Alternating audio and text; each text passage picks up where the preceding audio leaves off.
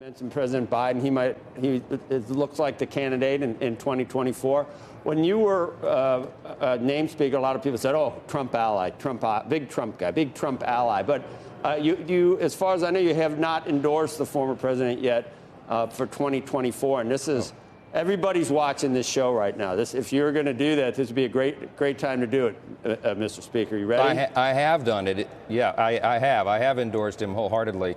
Look, I was one of the closest allies that President Trump had in Congress. He had a phenomenal first term. Those first 2 years, as you all know, we brought about the greatest economic numbers in the history of the world, not just the country, because his policies worked. And I'm all in for President Trump. I expect he'll be our nominee. Yeah. And he's going to win it, and we have to make Biden a one-term president. We have to do that.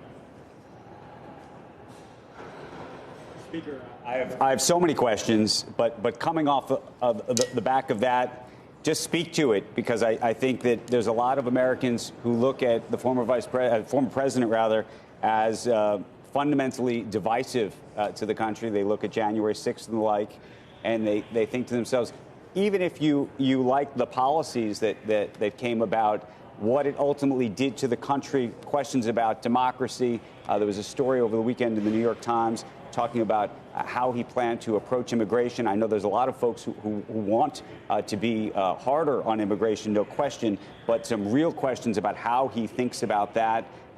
Some of the things that have come out in the last couple of days about January 6th and his intent to stay in that position, irrespective of what the actual public and citizens were voting for, and how you think about all those things. Listen, I think when we're voting for president, it can't be about personalities. It's got to be about policies and principles. And if you want liberty, opportunity, and security for more people in the country, you contrast the two policies and the principles of Trump and Biden. It's not even close. Under President Trump, we had a thriving economy. We didn't have all these skirmishes around the world. We had relative peace because he projected peace through strength. We have exactly the opposite of all those things in President Biden. So I think you set aside those things and you look at what's best for your family. You look at what is best for your security, your safety, the economy, your pocketbook, all of these things. We have to make radical changes because the American people are hurting. Hardworking families are struggling. We can't handle inflation. We can't handle these things. And these are the results of the policies of the Biden White House. And I think that's clear to most people. I read the same piece Andrew's referring to. If he truly believed at that point of his presidency that it had been stolen and that there was too much fraud, then I could see why someone would say, I'm not leaving, I'm staying here. But is that what you assume? Because if he did know that he lost the election and was trying to stay, then that's a dangerous precedent to return someone to office that wasn't going to leave office, even if he knew for a fact that he had lost. So I guess you would argue that he really believed at that point, and maybe he still believes that he won the election. Well, he says it every which way. I take him at his word. I do believe that he believes that. Remember, I was one of his lawyers. I worked on the impeachment defense team twice in the House to defend his positions, and I know how he thinks, and he's convinced that because of all the irregularities and everything else that he was still entitled to that. I haven't read the piece that you guys are referring to because I've been a little busy the last couple of days. Speaker, you just said something but I will tell you, which is you said you take him at his word. Would you agree with the idea that I think there's a lot of Americans that look at certain things that he has said during his presidency, before his presidency, now, that are fundamentally not accurate? And I say that politely, meaning that, there have been things that he has said where right now, by the way, it's sunny outside, but it's like he's saying it's raining. And I think for a lot of Americans, they look at that and they say, that's very hard to trust.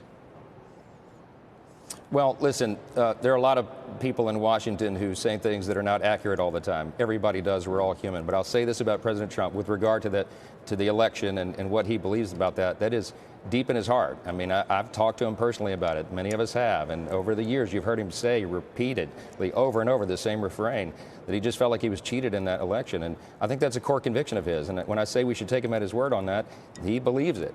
Now, I don't know what comment you're talking about in this article, but I know that he has been absolutely consistent consistent from day one, and he does believe in the rule of law. I mean, look at what he did on the U.S. Supreme Court, for example. He gave us great justices that are restoring the integrity of that institution, in my view.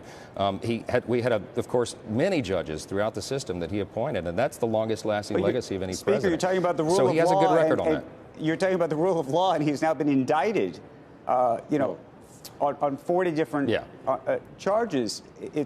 There's such a juxtaposition behind the idea of rule of law and then things that he's done that may very well have broken the law. And I recognize that there's elements of it that may be political. I'm not even going to dismiss that, but I'll stipulate with you that there are elements that are probably true that are political, but not all of them.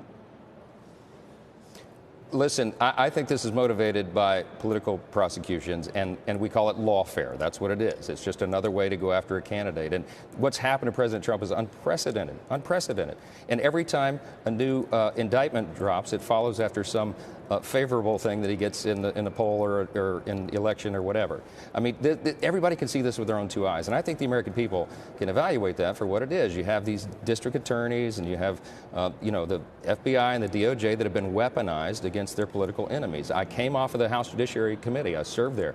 I've been in the hearings. I've questioned Attorney General Garland and Christopher Wray at the FBI. There's a lot of abuses that have been allowed, and we have to reform that. It's one of the things that Congress has to be involved in because we have oversight responsibility. So we're using the power of the purse here.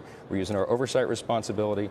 We're going to use every tool in our arsenal to make sure that we change the way Washington works and bring back people's faith in this institution because it's critically important to keep a constitutional republic.